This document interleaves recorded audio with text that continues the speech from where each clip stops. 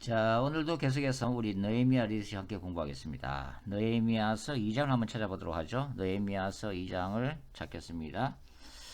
느헤미야서 2장 1절부터 함께 읽어보죠. 2장 1절 시작. 아닥사스다 왕 제20년 니산월에 왕 앞에 포도주가 있기로 내가 그 포도주를 왕에게 드렸는데 이전에는 내가 왕 앞에서 수심이 없었더라. 왕이 내게 이르시되 네가 병이 없거늘 어찌하여 얼굴에 수심이 있느냐. 이는 필은 내 마음에 근심이 있음이로다 하더라. 그때 내가 크게 두려워하여 왕께 대답하되 왕은 만세술라옵소서. 내 조상들의 묘실이 있는 성읍이 이제까지 황폐하고 성문이 불탔사오니 내가 어찌 얼굴에 수심이 없사오리까니. 왕이 내게 이르시되 그러면 네가 무엇을 원하느냐 하시기로 내가 곧 하늘의 하나님께 묵도하고 왕에게 아뢰되 왕이 만일 좋게 여기시고 종이 왕의 목전에서 은혜를 얻었사오면 나를 유다 땅 나의 조상들의 묘실이 있는 성읍에 보내어 그 성을 건축하게 하옵소서 했는데 그때에 왕후도 왕 곁에 앉아 있었더라. 왕이 내게 이르시되 네가 맨날에 다녀올 길이며 어느 때에 돌아오겠느냐고 왕이 나를 보내기를 좋게 여기시기로 내가 기한을 정하고.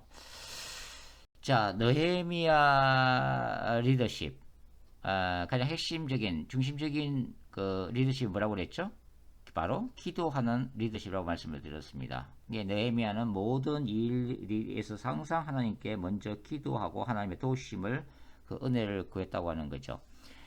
지난 시간에 우리가 느헤미야 1장에서 느헤미야가 그 하나님께 기도를 했잖아요.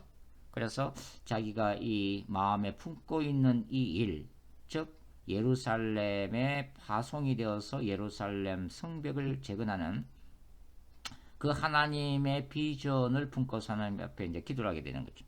자, 그러다가 이제 그 아닥사스다 왕 곁에서 이제 직무를 수행할 때 포도주를 왕에게 바치는 일을 느헤미야는 하고 있었죠. 그때 그 아닥사스다 왕이 느헤미야의 안색을 유심하게 이제 살펴보는 일이 이제 생겨납니다. 자, 아닥사스다 왕이 느헤미야에게 관심을 가졌다. 이것은 크게 두 가지 측면에서 우리가 한번 생각해 볼 수가 있습니다. 첫 번째 뭐가 하냐면 그 하나님께 기도했을 때 하나님께서 아닥사스다 왕의 마음을 감동시켜서 느헤미야에게 개인적인 관심을 더욱더 기울이게 했다. 이렇게 볼 수가 있죠. 두 번째는 느헤미야와 아닥사스다 왕의 그 인간적인 관계입니다. 즉 느헤미야가 평소에 그의 직무에 있어서 성실하게 그리고 최선을 다해서 수행함으로 인해서 아닥사스다 왕이 느헤미야를 그 인정하는 그런 관계였다고 하는 거죠. 즉 직장에 있어서 그 슈퍼바이저 직장 상사와의 원만한 관계를 유지하고 있다는 것을 말해줍니다. 이것이 굉장히 좀 중요하죠.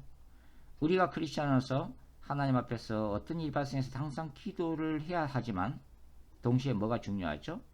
바로 직장 상사와의 인격적인 관계를 평소에 유지하는 것이 얼마나 중요한 일인지를 우리가 다시 한번 생각해 볼 필요가 있습니다. 인간의 마음을 얻지 못하면 사실 자신이 뜻하는 바를 이룰 수가 없죠. 하나님도 누구를 통해서 역사하세요? 인간을 통해서 역사하시는 거죠. 인간을 통해서 역사를 하시는데 하나님이 역사하고자 하는 그 인간과 나와의 관계가 원만할 때 더욱더 그 열매를 맺을 수가 있는 것이죠. 우리가 직장에서 어떻게 직장 상사와의 관계를 원만하게 유지할 수 있을까요? 아부를 통해서 또 평소에 뇌물을 많이 바침으로써 아니라고 생각합니다. 크리스찬이 직장 안에서 슈퍼바이저 와의 관계를 가장 원활하게 유지할 수 있는 것은 슈퍼바이저에게 인정을 받는 거죠. 그러면 직장에서 사업장에서 뭐로 인정을 받아요? 그것은 근무 태도로서 인정을 받게 되어 있습니다. 우리가 얼마나 직장 안에서 주어진 직무를 잘 수행해내고 성실하게 땀 흘려서 내가 마치 CEO가 된 것처럼 주인의식을 가지고 그런 리더십을 가지고 성실하게 일함으로 인해서 인정을 받게 되는 거죠. 바로 직무 능력과 성실함입니다. 하나님은 느헤미야의 마음속에 있는 하나님이 주신 비전을 성취하기 위해서 아닥사스다 왕의 마음을 움직였을 뿐만 아니라 또한 그러한 은혜를 받도록 느헤미야는 성실하게 평소에 성실하게 근무를 했다고 하는 거죠. 오늘 본문에서 특별히 또 느헤미야가 기도의 사람이라고 하는 것은 이 아닥사스다 왕이 느헤미야에게 관심을 줬을 때 3절 말씀이죠. 내가 어찌 얼굴에 수심이 없사오리까 이렇게 이제 대답하고 난 다음에 그 다음에 왕이 묻잖아요. 왕이 내게 이르시되 그러면 네가 무엇을 원하느냐. 자, 아닥사스다 왕이 느헤미야에게 네 마음의 소원이 뭐냐? 네가 뭘 원하느냐? 이제 결정적인 찬스가 온 거죠. 그때 느헤미야가 어떻게 해요? 내가 곧 하늘의 하나님께 묵도하고 마음속으로 다시 이 중요한 순간에 기도를 하게 됩니다. 마음속으로 기도한 거죠. 왜냐하면 지금 아닥사스다 왕이 왕에게 느헤미야가 요청하고자 하는 일이 굉장히 어려운 일이기 때문이죠. 그 일의 핵심이 뭐예요? 지금 이제 그 5절 이후에 나타나 있는 것처럼 결국은 조국 땅 유다 땅에 이제 정도로 파견돼서 성을 건축하는 거잖아요. 성읍을 건축하는 거죠. 근데 아닥사스다 왕은 이미 이 성읍을 건축하지 말라고 하는 성벽을 건축하지 말라고 하는 칙령을 이미 내린 지가 12년이 됐단 말이에요. 자, 왕이 이미 내린 칙령을 다시 수정하고 번복하는 것은 쉽지가 않습니다. 그렇기 때문에 느헤미야는 이 결정적인 순간에 하나님께 다시 기도한 것이죠. 오늘 그 느헤미야 2장 8절에 보면은 재미있는 구절이 있어요. 그때에 왕후도 왕 곁에 앉아 있었더라. 갑자기 왕후 얘기가 딱 한 절 이렇게 기록이 되어 있습니다. 왕후도 왕 곁에 앉아 있었더라. 느헤미야서 전체를 통해서 왕후에 대한 이야기는 여기 한 구절밖에 없어요. 왕후도 왕 곁에 앉아 있었더라. 그러니까 저는 문맥으로 보면 느헤미야가 아닥사스다 왕에게 총독으로 파견해 주시고 그 다음에 성벽을 재건하게 해달라고 하는 그 요청을 하는 그 순간에 왕후도 왕 곁에 앉아 있었다. 뭘 지금 의미하고 있는 거예요? 바로 왕후도 느헤미야의 이 간청에 아닥사스다 왕이 허가를 하도록 옆에서 무언의 협조를 하고 있었다고 하는 거죠. 그것은 결국은 느헤미야와 왕후와의 인간적인 관계도 평소에 좋았다라는 것을 우리가 알 수가 있는 그 대목이죠.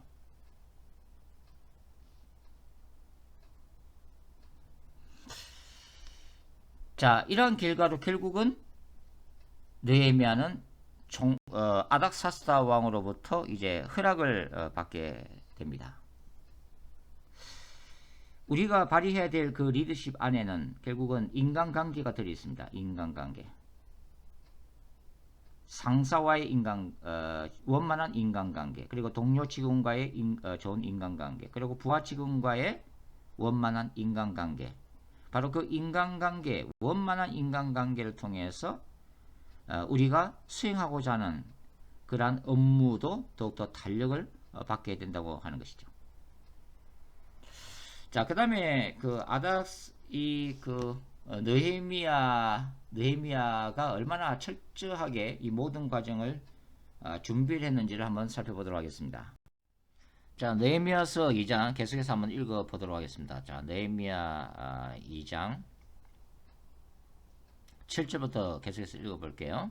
내가 또 왕에게 아뢰되 왕이 만일 좋게 여기시거든 강 서쪽 총독들에게 내리시는 조서를 내게 주사 그들이 나를 용납하여 유다에 들어가기까지 통과하게 하시고 또 왕의 살림 감독 아삽에게 조서를 내리사 그가 성전에 속한 영문의 문과 성곽과 내가 들어갈 집을 위하여 들보로 쓸 제목을 내게 주게 하옵소서 하며 내 하나님의 선한 손이 나를 도우심으로 왕이 허락하고 군대 장관과 마병을 보내어 나와 함께 하게 하시기로 내가 강 서쪽에 있는 총독들에게 이르러 왕의 조서를 전하였더니 호론 사람 산발락과 종이었던 암몬 사람 도비아가 이스라엘 자손을 흥황하게 하려는 사람이 왔다 함을 듣고 심히 근심하더라. 자, 여기서 우리는 이 느헤미야라고 하는 인물이 얼마나 철저한 인물인지를 알 수가 있습니다. 여기 지금 느헤미야가 아닥사스다 왕에게 요청을 할 때에 아주 구체적으로 요청하고 있는 것을 우리가 볼 수가 있죠. 여기 7절에 보면은 느헤미야가 아닥사스다 왕에게 총독들에게 줄 국경 통과 조서를 달라고 얘기하고 있죠. 그러니까 이 수상궁에서 예루살렘에 가기까지는 페르시아의 각 총독들이 각 지역을 지키고 있었는데 이러한 지역들을 아무 문제 없이 잡음 없이 빠른 시간 내에 통과하려면은 바로 아닥사스다 왕의 국경 통과서가 있으면은 너무나도 일 처리가 쉽죠. 그러니까 되도록이면 아무 문제 없이 예루살렘에 사람들을 데리고 그리고 여러 가지 물자들을 데리고 빨리 도착하기 위한 이 느헤미야의 구체적인 바로 체크리스트 속에 들어있는 목록이라고 볼 수가 있습니다. 그 다음에 이제 8절에 보시면은 느헤미야가 아닥사스다 왕에 뭘 또 요청을 해요. 살림감독 아삽에게 조서를 내려달라고 하죠. 그래서 뭐요? 바로 성벽을 지을 나무 목재를 지원해달라고 요청하고 있습니다. 여기 또 보시면은 뭐까지 요청하고 있어요? 8절 보면 내가 들어갈 집을 위하여 들보로 쓸 제목. 이야. 그러니까 느헤미야 자신이 묵을 관저를 짓기 위한 목재까지 요청을 하고 있다고 하는 거죠. 얼마나 철저한 사람이에요. 하나님이 은혜를 주실 때에 하나님의 은혜 주심을 느낀 느헤미야가 아닥사스다 왕에게 아주 구체적으로 자기가 필요한 것들 바로 하나님의 비전을 이룰 수 있도록 하기 위해서 꼭 필요한 물품들을 아주 구체적으로 체크리스트를 작성해서 요청하고 있는 것을 우리가 볼 수가 있다고 하는 거죠. 우리가 리더십을 제대로 발휘하기 위해서는 어떻게 해야 돼요? 체크리스트를 작성해야죠. 내가 어떤 일을 해야 될지 또 어떤 일을 누구누구에게 지시해야 될지 추진하고자 하는 업무를 위해서 또 무엇을 준비해야 될지 또 어떤 장애물이 있을지를 철저하게 분석하고 체크리스트를 만들어서 하나하나를 해결해 나가는 방식. 그것이야말로 성공적인 리더십을 위한 구체적인 바로 행동들이 될 수가 있습니다.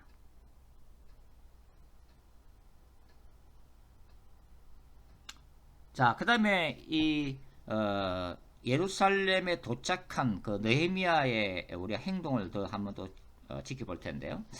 자, 느헤미야 2장 계속 읽어보겠습니다. 자, 11절부터 한번 읽어볼게요. 11절, 느헤미야서 2장 11절 시작. 내가 예루살렘에 이르러 머무른 지 사흘 만에 내 하나님께서 예루살렘을 위해 무엇을 할 것인지 내 마음에 주신 것을 내가 아무에게도 말하지 아니하고 밤에 일어나 몇몇 사람과 함께 나갈새 내가 탄 짐승 외에는 다른 짐승이 없더라.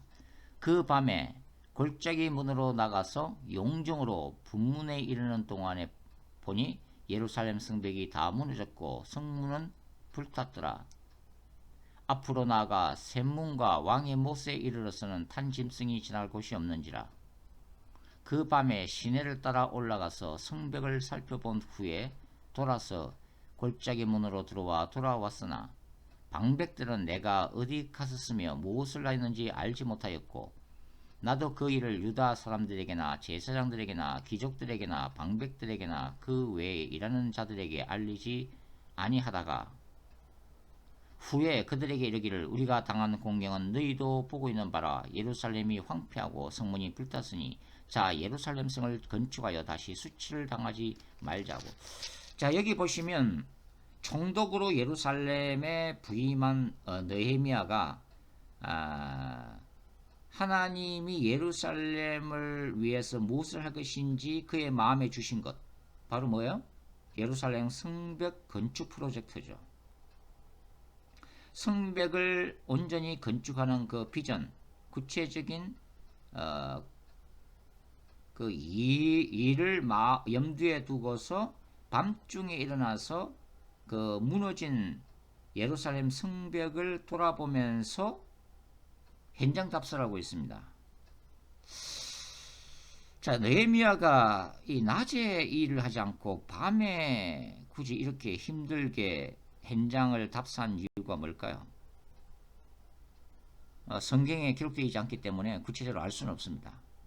다만 이제 전후리의 문맥으로 볼 때에 이 산발락과 암몬 사람 도비야의 방해 공작을 염두에 둔 것이 아닌가라고 추측이 되죠. 만일 대낮에 했다 이라면은 바로 소문이 다 퍼지겠죠. 예루살렘 정도로 온 느헤미야가 성문을 하나하나 다 답사를 했다. 그런 얘기들이, 그런 정보들이 이 대적 성벽 쌓기를 집요하게 방해해왔던 이 산발랏이나 도비야의 귀에 들어가면 사실 좋을 것은 없죠. 그에 대해서 또 이 대적들이 더 구체적으로 대책을 세우게 될 거니까 아마 그것을 염두에 두고 이 휘하 따르는 추종자 몇 사람을 데리고 그 밤중에 횃불을 들고서 구석구석을 살펴본 것으로 추정이 되어집니다. 자, 여기서 중요한 것은 뭐냐면 바로 느헤미야가 성벽 재건 공사를 하기 위해서 뭘 했다는 거예요? 사전 답사를 했다고 하는 것입니다. 현장 답사를 했다고 하는 거죠. 이것이 굉장히 중요했다는 것을 우리가 알 수가 있습니다. 느헤미야는 그냥 말로만 지시를 내린 사람이 아니라 그가 몸으로 행동하는 리더십이었다고 하는 거죠. 자신이 현장을 눈으로 직접을 확인하고 꼼꼼하게 성벽의 어떤 부분이 얼마만큼 훼손되었는지 그리고 보수 공사를 어떻게 해야 되는지 옆에 자문관의 그 조언을 들으면서 파악을 했다고 하는 것입니다. 그리고 그러한 현장 답사한 것들을 꼼꼼하게 리스트를 작성하고 기초 데이터화하는 거죠. 이렇게 기초 실제적인 현재의 문제점이 뭔가를 분석한 기초 데이터를 가지고 이제 그렇다면 전체적으로 어떤 식으로 성벽을 보수 공사해야 하는가에 어떤 청사진을 그릴 수가 있다고 하는 것입니다. 이런 구체적인 대안들이 나왔을 때 적절하게 인사 관리를 하고 적절하게 재무 관리를 할 수가 있는 거죠. 바로 그러한 바탕 위에서 탁월한 리더십이 세워지는 것입니다. 예전에는 그 재벌 총수 되시는 분들이 이제 자녀에게 아들들에게 그 회장 자리를 그냥 물려줬죠. 그래서 대부분은 그 실무 경험이 없는 상태에서 그 CEO 역할을 한 적도 있었는데요. 그러나 요즘에는 실무 경험을 시키죠. 자기 아들을 보통은 뭐 과장 직무를 줘서 과장 역할부터 하면서 과장, 차장 이렇게 물론 뭐 몇 년 안에 또 상무이사, 전무이사로 급부상하면서 나중에 이제 뭐 바로 회장 자리까지 오르지만 여하튼 그럼에도 불구하고 여하튼 실무 경험을 시킨단 말이죠. 그 실무 경험을 시키는 이유가 뭐예요? 현장을 잘 알지 않고서는 리더십을 제대로 발휘할 수 없다는 것을 알기 때문이죠. 최근에는 그 미국 실리콘 그 밸리에서 그 연구원이라든지 엔지니어라든지 이공계 교수 출신 되시는 분들이 스타트업 기업을 새롭게 창업하고 투자금을 끌어모은 다음에 굉장히 이렇게 성공하는 케이스가 많습니다. 요즘 이제 시대가 아무래도 그 4차 산업혁명 시리로 들어가고 있고, 그래서 이제 기업들이 독점적인 기술력이 중시되는 시대, 이제 어떤 그런 어떤 특화된 기술력이 있어야 또 시장을 점유할 수 있고 확장할 수 있으니까요. 그래서 이제 그런지 이런 어떤 그 기업들이 이제 빛을 발하고 있는 거죠. 사실 이제 CEO가 자사 제품에 대해서 정확히 알고 있을 때에 더욱더 시장을 어떻게 점유해 나갈 수 있을지, 뭐가 문제인지를 정확히 판단하면서 리더십을 발휘할 수 있기 때문이죠. 그 AMD라고 하는 기업이 있습니다. 반도체 회사죠. AMD. 뭐 요즘 인텔, AMD, 엔비디아 뭐 이런 반도체 회사들이 그래도 반도체 시장에서는 그래도 주도적인 기업들이잖아요. 이 AMD 회사를 이끌고 있는 분이 바로 리사 수라고 하는 여성 CEO입니다. 근데 이 리사 수라고 하는 분은 그 원래가 바로 그 반도체 그 웨이퍼 제작에 있어서 박사학위를 가지신 분이죠. 이게 반도체에 대해서 너무나도 잘 알고 있는 분이라고 하는 거예요. 이분이 IBM에서 일할 때는 그 반도체 관련 논문들을 계속해서 발표를 한 적이 있는데요. AMD가 그 한때 여러 가지 어려운 가운데 부도 위기까지 간 적이 있었죠. 그럴 때에 바로 이제 리사 수가 이 회사를 극적으로 살리게 되는 역할을 하게 됩니다. 그 당시 이 AMD가 PC 시장에만 관심을 가지고 있었는데, 근데 PC 시장에서는 이미 인텔이 장하고 있었죠. 그러다가 이제 리사 수가 기업의 미래를 콘솔 게임기 시장 쪽으로 눈을 돌리게 합니다. 그런 다음에 이 라이젠 시리즈 CPU를 개발하면서 대박을 치게 되죠. 그러면서 이 AMD란 회사가 급부상하면서 발전이 되어지게 됩니다. 리사 수라고 하는 이 CEO가 성공할 수 있었던 이유 중에 하나는 뭐예요? 너무나도 이 AMD라고 하는 반도체에 대해서 너무나도 잘 알고 있었던 전문의 출신, 엔지니어 출신, 박사학위 소유자였기 때문에 그것이 가능했다고 하는 것입니다. 자, 이제는 느헤미야 3장에 나와 있는 그 느헤미야의 성벽 쌓기에 대해서 함께 살펴보도록 하겠습니다. 느헤미야 3장을 한번 보도록 하죠. 전체 다를 읽지는 못하니까 부분적으로만 읽어보죠. 느헤미야 3장 1절부터 먼저 3절까지. 그때 대제사장 엘리야십이 그의 형제 제사장들과 함께 일어나 양문을 건축하여 성배라고 문짝을 달고 또 성벽을 건축하여 한미야 망대에서부터 하나넬 망대까지 성별하였고, 그 다음은 여리고 사람들이 건축하였고, 또 그 다음은 이므리 아들 삭굴이 건축하였으며, 어문은 하스나의 자손들이 건축하여 그 들보를 얹고 문짝을 달고 자물쇠와 빗장을 갖추었고, 그 다음에 마지막에 이제 28절부터 읽어볼게요. 28절. 마문 위로부터는 제사장들이 각각 자기 집과 마주 대한 부분을 중사였고, 그 다음은 인멜의 아들 사독이 자기 집과 마주 대한 부분을 중사였고, 그 다음은 동문직이 스가냐의 아들 스마냐가 중사였고, 그 다음은 셀레마의 아들 하나냐와 살랍의 여섯째 아들 하눈이 한 부분을 중사였고,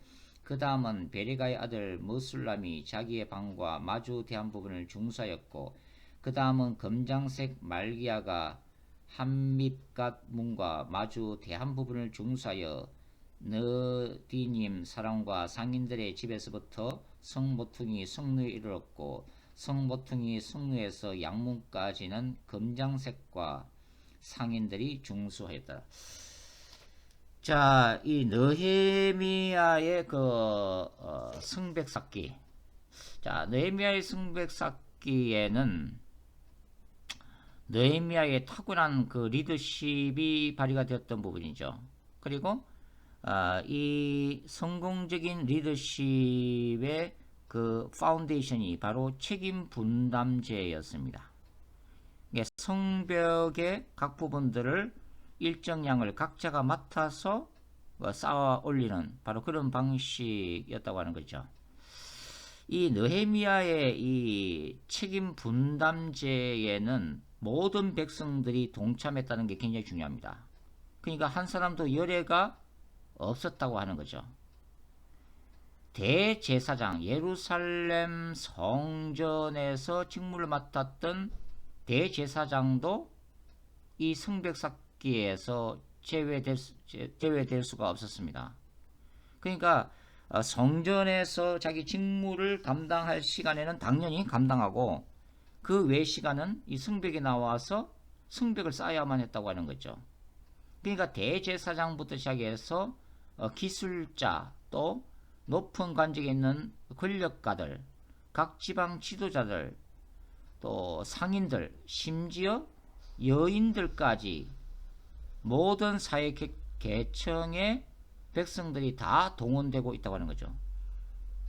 자, 굉장히 그 훌륭한 그 팀워크, 책임 분담제의 한 모델을 느헤미야가 지금 보여주고 있는 거죠. 만일 어떤 한 계층이라도 특권적으로 분류돼 가지고 열애가 되면 국민들 간의 사회 그 계층 간의 갈등을 유발하게 되겠죠. 누구는 빼빠지게 일하고 누구는 실컷 놀고 뭐 그런 게 아니었다고 하는 거죠. 그러니까 이 성벽 쌓기라고 하는 것은 국가적인 과업이었다고 하는 것입니다. 그래서 느헤미야가 이거는 어느 한 사람도 열애될 수 없는, 어떤 성직자도까지도 열애될 수가 없는, 모두가 함께 동참해야 할 하나님의 일이다라고 선포를 한 거죠. 자, 여기서 이제 굉장히 이제 중요한 개념이 등장이 되어집니다. 그것은 뭐냐면 바로 느헤미야의 입장에서는 성벽 쌓기라고 하는 이 세속적인 일과 또 성전에서 하나님께 예배 드리는 일이 완전히 분리가 되어지지 않았다는 것을 알 수가 있죠. 성전에서 예배 드리는 것도 너무나도 소중한 하나님의 일일 뿐만 아니라 바로 이 성벽 쌓기라고 하는 국가적인 과업조차도 하나님의 거룩한 일에 속했다고 하는 것입니다. 그것을 느헤미야는 제사장부터 시작해서 여인들까지 다 인식을 시키고 강조하고 비전과 목표를 정해줬다고 하는 거죠.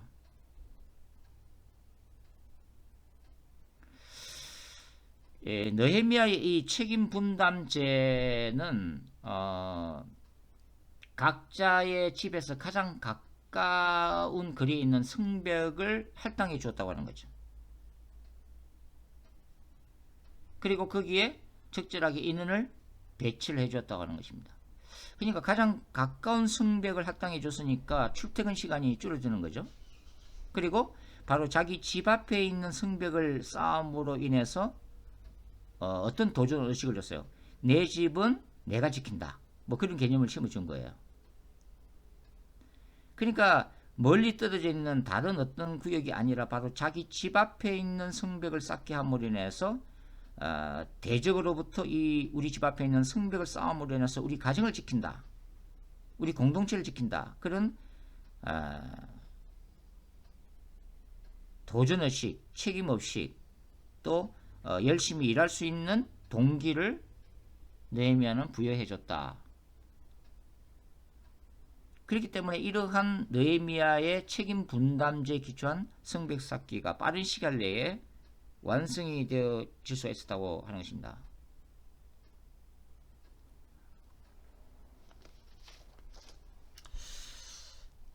조직 심리학 분야의 선구자로 알려져 있는 인물이 제이 리처드 해크만 교수인데요. 이 J. 리처드 해크만 교수가 효과적인 팀워크에 필요한 그 기본 요소에 대해서 연구를 하기 시작했습니다. 40년의 연구를 통해서 획기적인 통찰을 얻었다고 전해지는데요.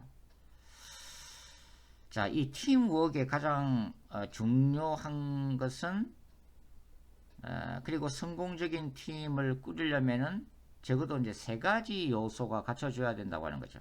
첫 번째가 뭐냐면 명확한 방향성입니다. 명확한 방향성이라는 것은 우리 팀의 목표가 뭔가를 갖다가 그 팀원들이 정확하게 알고 있어야 된다고 하는 거죠. 우리 팀의 이 프로젝트의 이 목적이 뭐다. 그리고 이것을 통해서 어떤 일을 이루어야 한다고 하는 그 목표의식, 방향성이 일단은 명확해야 된다. 그러니까 목표의식과 방향성이 제시가 흐리멍텅하게 되면 될수록 팀워크도 흐리멍텅하게 된다고 하는 거죠. 방향성이 더 구체적일수록 팀워크도 더 구체적이 된다는 사실을 알아냈다고 하는 거죠. 두 번째가 탄탄한 구조입니다. 탄탄한 구조. 탄탄한 구조라는 것은 뭐냐면 그 팀이 추구하는 그 프로젝트를 완수하기 위해서는 그 프로젝트에 걸맞는 팀원들로 탄탄하게 구조가 짜져야 된다. 그리고 이제 세 번째가 뭐냐면 팀이 명확한 방향성과 탄탄한 구조를 가지고 있다 하더라도 외부에서 지원을 아끼지 않으면 결국 실패한다.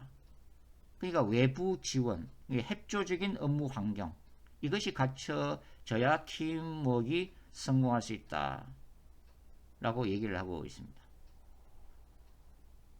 요즘 기업들은 이 팀워크를 중요시 여기죠. 그리고 예전처럼 뭐 이렇게 뭐 전무이사, 상무이사, 그냥 이사, 부장, 뭐 차장, 과장, 대리, 뭐 신입사원, 뭐 이러한 그 수직적인 구조보다는 팀으로 이루어져 있는 그런 구조로 이렇게 많이 전환을 하고 있죠.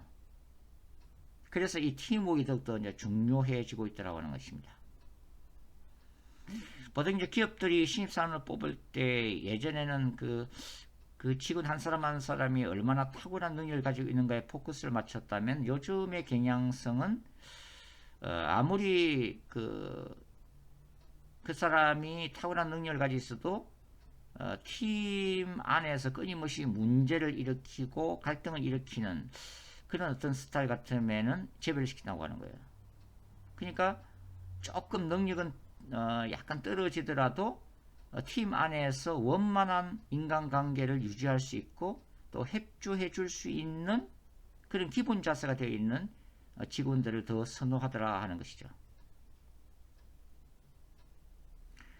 요즘은 그 팀이라고 하는 것이 보통 대부분 직장인들이 많은 시간을 회사에서 보내기 때문에 가족 같은 친밀한 팀 문화를 원하고 있다고 하는 것입니다.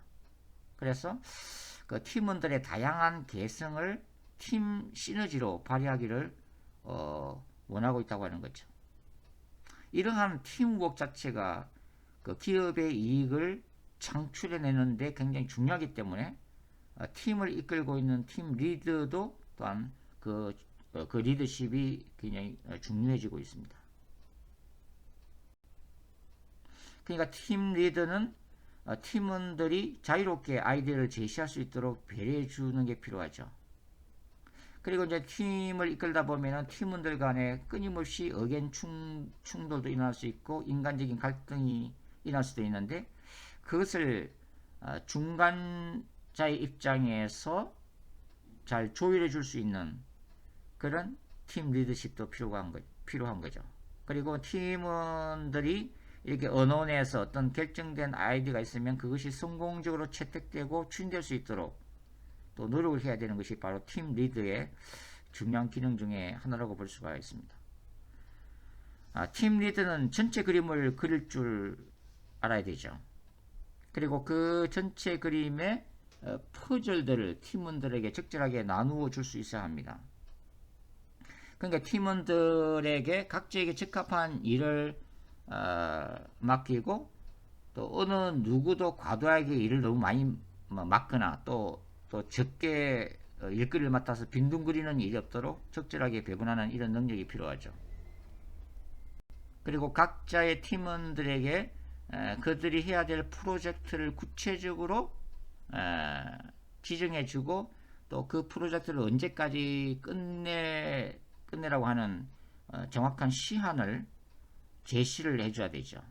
그리고 중간중간에 중간 보고서를 받아서 각자가 맡은 일이 잘 추진되고 있는지, 그리고 그 전체의 전체 그런 각각의 프로젝트들이 또 모여서 그려져야 될 전체 그림에서 어떤 문제점은 없는지 그런 것들을 잘 파악할 수가 있어야 합니다.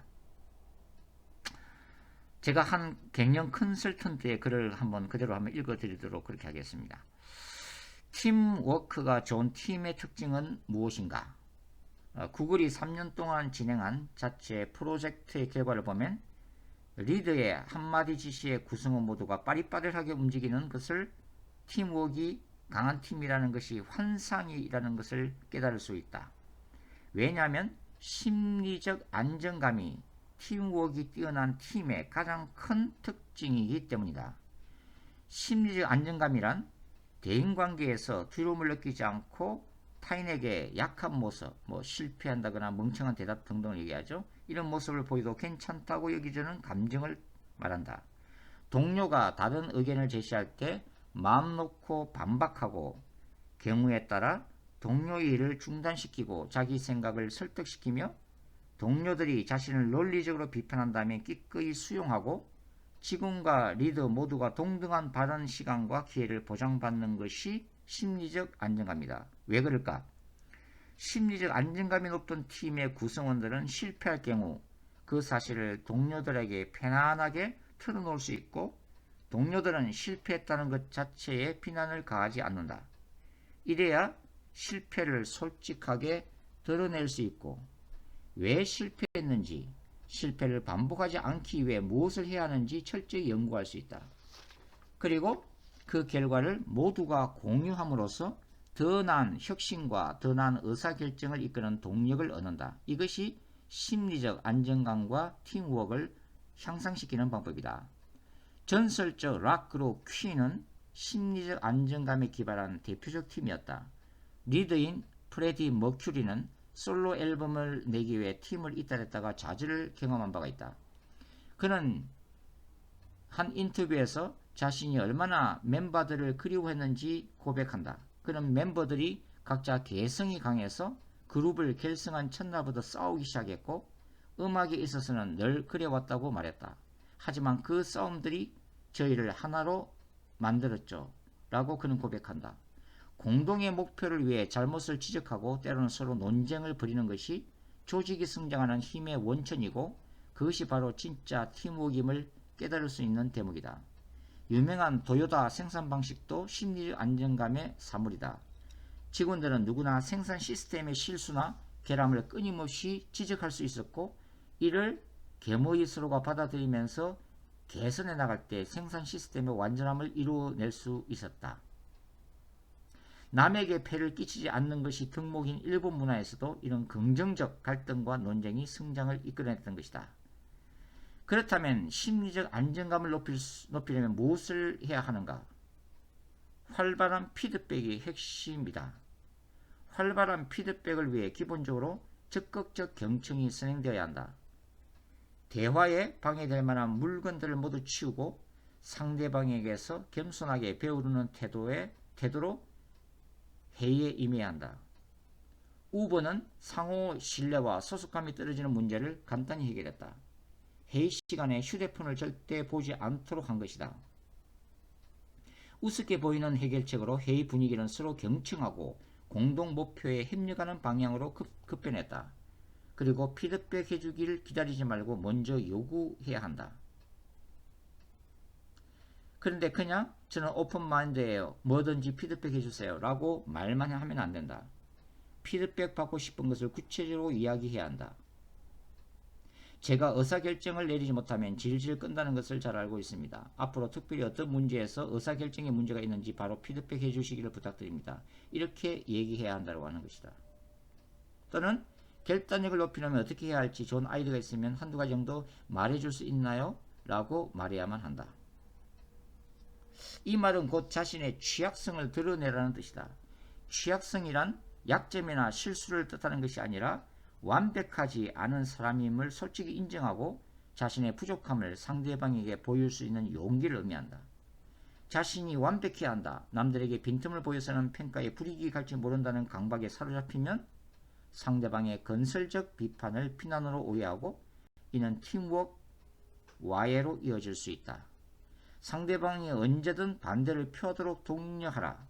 자신의 어려움과 실패를 솔직히 알리고 도움을 요청하는 것이 필요하다. 이것이 팀워크이다. 느헤미야의 성벽 쌓기는 바로 이러한 팀워크 그리고 책임 분담제에서 성공을 거둔 대표적인 케이스라고 볼 수가 있습니다. 다음 시간에 계속해서 우리 느헤미야의 위기 관리 리더십에서 공부하도록 하겠습니다. 수고하셨습니다.